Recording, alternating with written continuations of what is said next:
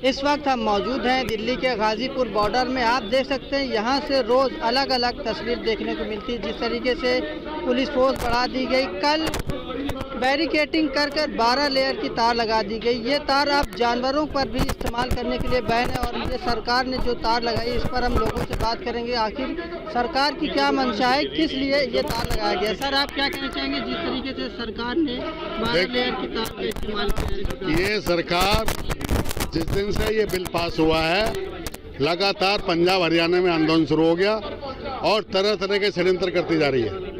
आपने 26 जनवरी का षड्यंत्र देखा जो इनके लोग थे, और यहाँ पे 28 तारीख को आपने देखा, 27 तारीख को देखा आपने, और ये तार लगाए। अब ये आंदोलन इतना बड़ा हो चुका है, गांव-गांव फैल चुका है, बच्चे बच्चे को रखा है, इनके तार कोई काम नहीं करेंगे और ये इनको कोई सेंस नहीं है। इन्होंने कोई काम नहीं किया, न ये किसान है, ये मजदूर है, ये व्यापारी हैं, ये कच्चे वाले हैं। ये 125 साल से सिर्फ यही षड्यंत्र करते आ रहे थे, लोगों ने इनको सत्ता में बैठा दिया। ये तारों को किसान जो है कुचल के फेंक देंगे, इन तारों कोई मतलब नहीं है, ये करते रहो। अब गांव-गांव से लोग आ रहा, शहर और शहरी लोग भी अब किसानों के समर्थन में खड़े हो गए हैं। रोज सारी पे टीवी देख रहे हैं, पूरा देश एक हो चुका है। ये मुट्ठी भर लोग सरकार में जो बैठे हैं, ये कुछ भी नहीं कर सकते। सरकार ने क्यों तार लगाया? जिस तरीके से 26 जनवरी में आप लोग लाल किला गए, शायद इसी वजह से सरकार ने तार लगाया कि अब आप लोग क्या करेंगे? भैया, लाल किला जाने के लिए इन्होंने क्या किया, जो रास्ता इन्होंने तय किया था जिस उसी कर दिया। किसान कहाँ जाते? किसान पूरी दिल्ली को नहीं जानते, जहाँ उन्हें रास्ता मिला वो निकल गए। यानी आप कह रहे हैं जो किसान लाल किले पहुंचे इसमें सरकार ने बाकायदा षड्यंत्र करा। सरकार ने जो एक रास्ता तय हो गया, एक रास्ता बना दिया, उस पर कैसे बैरिकेड लगा दिए इन्होंने, बताइए आप। और जो 200 लोग 200 मोटरसाइकिल लेकर आए थे सिंगू बॉर्डर से लड़के, वो किसने रोके नहीं? वो किसके आदमी थे? यहाँ पे नीचे जो बैठे थे लोग नारे लगाए थे टिकैत के खिलाफ और मारने की बात करते, वो किसके लोग थे? आरएसएस के और बीजेपी के। सिंगू बॉर्डर में क्या हुआ परसों? ये सारे षड्यंत्र फेल हो जाएंगे, कुछ नहीं होने वाला है, इनको बिल वापस लेना पड़ेगा। फिर जो हंगामा हुआ लाल किले में, आखिर उसके पीछे किसका हाथ है? बीजेपी का हाथ है, क्लियर है। दीप सिंधु किसका आदमी है? दीप सिंधु के फोटो किसके साथ है? गृह मंत्री अमित शाह के साथ, प्रधानमंत्री के साथ, उनके संजय नेवल के साथ, किसका आदमी है वो? इन्हें ये षड्यंत्र रचा था कि किसानों के आंदोलन को बदनाम कर दो और फिर किसान दब जाएंगे और तुम्हारा काम हो जाएगा।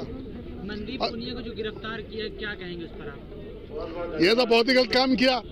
एक तो पूरी मीडिया इन्होंने जो है खरीद रखी है या बिकी हुई है या कुछ भी है, और जो स्वतंत्र पत्रकार हैं हमारे जो काम कर रहे हैं असली, उनको ये पत्रकारिता नहीं करने दे रहे।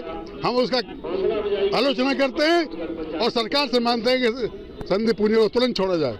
सिंधु जी की जिस तरीके से गिरफ्तार नहीं हुई, 6-7 दिन से ज्यादा इस मामले को हो गया झंडे फहराने का, अगर यही काम कोई और करता तो आप तक क्या शायद वो करते गिरफ्तार नहीं होते, उसको एनकाउंटर भी दिखाते हैं। उत्तर प्रदेश में यही हो रहा, रोजा पकड़ के एनकाउंटर कर देते हैं।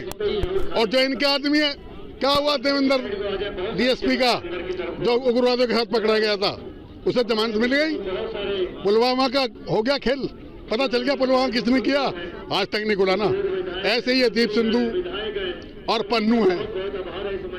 पार्लियामेंट में बजट सेशन चल रहा है, आप लोगों ने ऐलान किया था कि जब बजट सेशन चलेगा तो हम लोग पार्लियामेंट का भी घेराव करेंगे, तो आप लोग की आगे ये तो सिर्फ नेतृत्व की बात है, क्या करना क्या नहीं करना वो तय करेंगे। जो इनका सहयोग किसान संघ है वो तय करेंगे, उनके लीडर तय करेंगे, तो वो तय हो जाएगा जो करेंगे। आप क्या कहना चाहेंगे सर, जिस तरीके से सरकार ने 12 लेयर की तार का इस्तेमाल किया है? देखिए, ये सीधा साधा और ये बीजेपी का अतीत बताता है कि जब भी चाहे किसान हो, नौजवान हो, चाहे छात्र हो, कोई भी किसी वर्ग का आदमी हो, जब भी इन्होंने आंदोलन किया, इन्होंने उसको फिरकापरस्त, हिंदू मुसलमान, मंदिर मस्जिद, धर्म और आस्था के नाम पर बांटने और हमेशा काम किया। शाहीन बाग का उदाहरण है, आप अच्छी तरह जानते हैं। अभी पीछे 26 जनवरी को ये घटना हुई, ठीक कहा मलिक भाई ने कि इन्होंने जहां को रास्ता तय था उस रास्ते पर बैरिकेडिंग की थी और जो सीधा दिल्ली को जाता है वो खोले गए थे। इसमें सीधा शासन और प्रशासन का साथ था ताकि ये वहां जाएं और ये आरोप इन पर लगा दे। आप अच्छी तरह जानते हैं, आप जब किसान वहां तक पहुंच गया तो उसमें सहयोग करने वाले कौन थे? पुलिस वाले, शासन प्रशासन के लोग, वही तो थे। अभी नाम आया दीप सिंधु का, एक साथी उसका और है, वो सीधा आपने जो रिकॉर्ड किया होगा पत्रकार महोदय, सीधा उसकी वीडियो रिकॉर्डिंग जारी हुई है। ये क्या तय करता है? और दीप सिंधु की तस्वीरें माननीय शाह जी के साथ, माननीय मोदी जी के साथ, जितने भी बीजेपी और आरएसएस के नेता हैं उनके साथ उसकी फोटो है। इससे क्या तय होता है कि ये बीजेपी और आरएसएस के इशारे पर इस किसान आंदोलन को दमन करने का एक षड्यंत्र सीधा है। जो लगाई गई है किस वजह से? क्या किसान आगे बढ़ना चाहते हैं इसलिए सरकार? किसान आगे बढ़ना नहीं चाहते। किसान अपना, जैसे किसान गुलाम हो जाएगा इन 3 कानून से, उसके विरोध में अपनी मांग को लेकर शांतिपूर्ण तरीके से 66 दिन लगातार यहाँ गाजीपुर बॉर्डर पर बैठे हैं। यहाँ नहीं, 9 बॉर्डर पर जो सीमा, दिल्ली सीमा के पास बैठे हैं, वहाँ शांतिपूर्ण। एक बात कहीं आई, इनका मतलब ये खेती करते हो शाह साहब, मोदी जी करते हो, केंद्रीय कृषि मंत्री नरेंद्र जी करते हो, एक आदमी तो इन्हें तो अभी ये भी पता नहीं कि गेहूं की फसल कौन से माह में बोई जाती है। भाषण देने से, मन की बात करने से इस देश का भला होने वाला नहीं है। संवैधानिक अधिकार है, किसान हो, नौजवान हो, छात्र हो, व्यापारी हो, मजदूर हो, गरीब हो, अमीर हो, अगर कोई किसी के हक के और संविधान के विरुद्ध जाता है तो उसकी बात को उठाने का, शांतिपूर्ण तरीके से अपनी बात कहने का हक है। वही किसान कर रहे थे, लेकिन ये नहीं चाहते क्योंकि ये टाटा, बिरला, अडानी, अंबानी, मेहुल चोकसी, ये जो 15 पूंजीपति हैं, उनके हाथ में ये कठपुतली बनकर रह गए हैं। आप जानिए, जीएसटी की बात करो, किसानों के काम आने वाले जितने अप्लायंसेस हैं उन पर जीएसटी ज्यादा है, और जो व्यापारियों के काम आने वाली चीज है उस पर जीएसटी कम। इससे क्या तय होता है? इससे ये तय होता है, ये किसी भी निम्न वर्ग के, किसानों के, नौजवानों के, ये किसी के साथ नहीं है, ये सिर्फ देश को बांटना चाहते हैं। इसका उदाहरण मैं एक बताना चाहता हूँ कि बीएसएनएल एक टेलीकॉम कंपनी का प्रमुख एक संस्थान है, उसको उन्होंने जो तबाह कर दिया, उसको बेचने को मजबूर हो गए।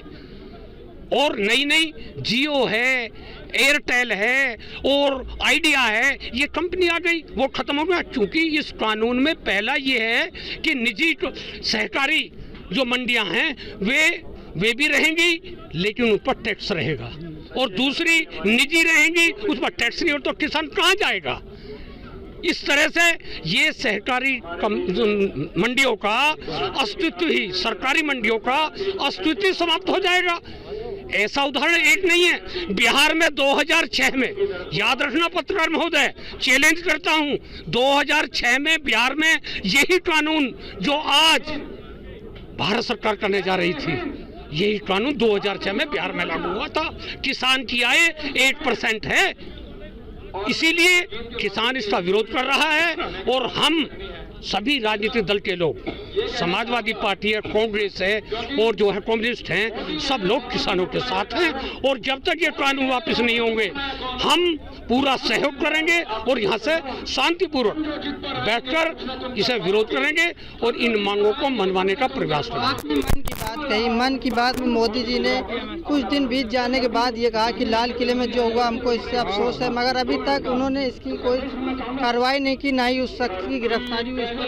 कलम की रोशनी के प्रहरी पत्रकार बंधु में पहले भी मैंने बताया था, ये सिर्फ नाटक करते हैं, ये षड्यंत्रकारी हैं, ये झूठ बोलते हैं, फरेब का सहारा लेते हैं, हिंदू मुसलमान में बांटने का काम करते हैं। मैं पूछना चाहता हूं कि वहां हमारे प्राचीन लाल किले पर जो झंडा, हमारा राष्ट्रीय झंडा लगाया गया था, उसका हम सम्मान करते हैं। उसके बराबर में झंडे को लगाने वाला कौन था ये वो मोदी जी बताएं।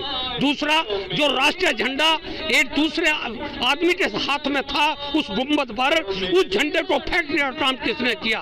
आपने वीडियो देखा होगा, जो ट्रैक्टर पे जो राष्ट्रीय झंडा लगा था उस पर डंडे बजाने वाले इनका शासन था, पुलिस प्रशासन था। इससे ये तय होता है किसानों को बदनाम करने के लिए, इनका हौसला और हिम्मत घटाने के लिए, इसको दमनकारी नीति के कारण किसानों के इस आंदोलन को खत्म करने के लिए ये सब षड्यंत्र रचा गया है।